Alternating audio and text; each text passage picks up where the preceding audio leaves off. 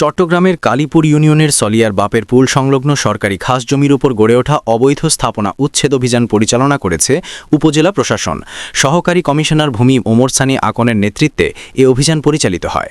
জানা যায়, দীর্ঘদিন ধরে প্রভাবশালীদের দখলে থাকা উক্ত সরকারি খাস জমিতে বিভিন্ন অবৈধ স্থাপনা নির্মাণ করা হয়েছিল।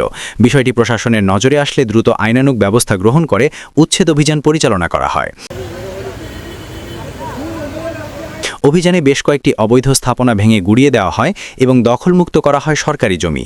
অভিযান চলাকালে উপস্থিত ছিলেন সমাজকর্মী নিজামুদ্দিন ও ছাত্রনেতা মোহাম্মদ মারুফ সহ স্থানীয় গণ্যমান্য ব্যক্তিবর্গ। তারা প্রশাসনের এই উদ্যোগকে স্বাগত জানিয়ে বলেন, এতে সরকারি সম্পদ রক্ষা পাবে এবং সাধারণ মানুষের অধিকার নিশ্চিত হবে।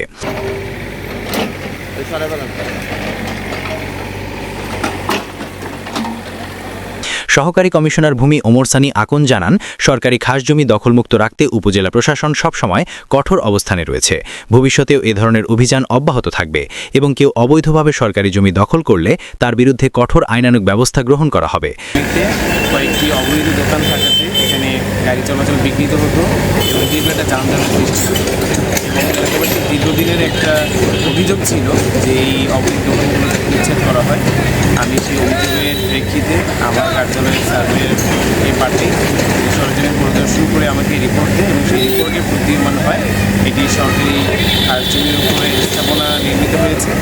আমরা এখানকে যারা দোকানগুলো আমরা নোটিশ করেছি এবং তাদেরকে আমরা প্রায় 10 দিন সময় দিয়েছি।